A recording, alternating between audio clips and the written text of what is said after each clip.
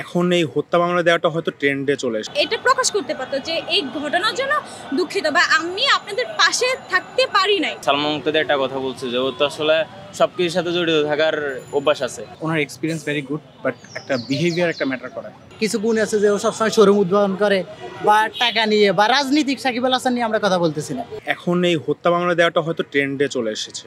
এখন ওনার নামে যে অভিযোগ নাই এমন না, ওনার নামে অনেক অভিযোগ আছে, মানি লন্ডারিং শুরু করে জুয়া খেলা, এই জিনিসগুলো নিয়ে অনেক অভিযোগ আছে। ওনার নামে সত্য মামলা দেওয়া উচিত, মিথ্যা মামলা। আর যদি উনি আমাদের জন্য অ্যাসেট, এটা ট্রু, ক্রিকেটের জন্য অ্যাসেট, কিন্তু তাই বলে যে কেউ আইনের ঊর্ধ্বে হবে এমন তো না।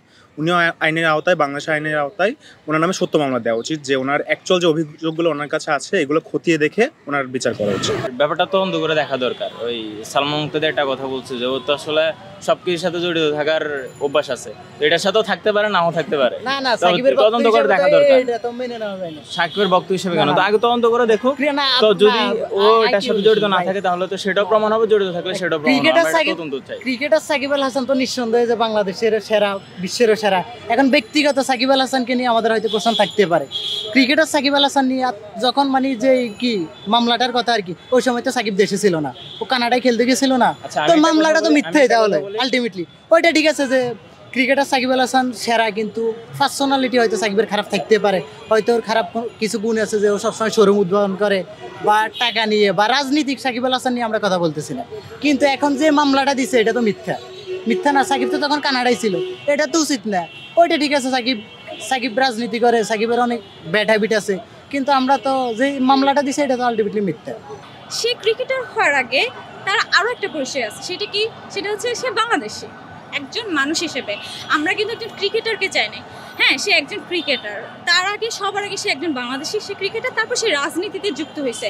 কিন্তু আমরা রাজনীতিও বাদ দিলাম, ক্রিকেটারও বাদ দিলাম। মানুষ কি বলছে? মানুষ বলছে সাকিব ভাই, বলে না যে সাকিব ক্রিকেটার অলরাউন্ডার, আপনি কিছু বলেন।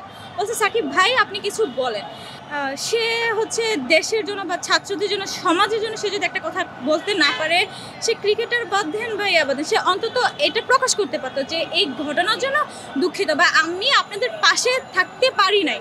মাশরাফি কিন্তু ব্যাপারটা বলছে, তাই না? মাশরাফির প্রতি আমাদের রাখতে ছিল না, বাট এই যে ন্যূনতম একটা ছোট্ট কথা কিন্তু সে বলতে পারতো। সো আই থিঙ্ক এই সাইড থেকে রাগ আসাটা বা মানুষের তার প্রতি একটা খারাপ ধারণা আসাটা স্বাভাবিক আমি মনে করি। অ্যান্ড যে মামলার ব্যাপারটা সেটা হচ্ছে কার নামে না মামলা না হয়েছে, ওখানে কি বলা হয়েছে যে একটা না 100 জন হয়ে গেছে, এইরকম হয়ে গেছে। তো সবারই একটা রাগ যে হয়েছে, যেহেতু ও তো এমপি, আওয়ামী লীগ করে, তাই না?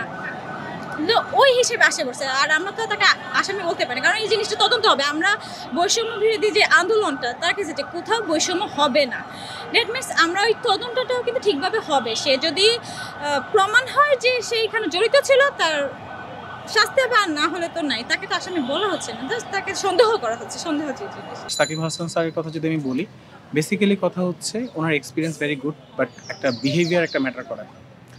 আপনি যতই ভালো খেলেন না কেন, আপনার বিহেভিয়ার বা আপনার প্রেজেন্টেশনটা হচ্ছে মোস্ট ইম্পর্ট্যান্ট। তো ওইটার ভিত্তিতে দেখা যায় অনেক কিছুই চলে আসে। একটা জিনিস হচ্ছে কি, আপনি যদি পলিটিক্যাল ফিগার হিসাবে দেখেন, এখানে অনেক কিছু ম্যাটার আছে।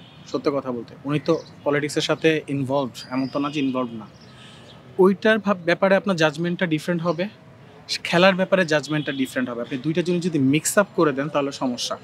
অনেকে অনেকভাবে চিন্তা ভাবনা করে। আমার ব্যক্তিগত অপিনিয়ন হচ্ছে সাকিব কিন্তু বাংলাদেশ সারা ওয়ার্ল্ডের মধ্যে অলরাউন্ডার।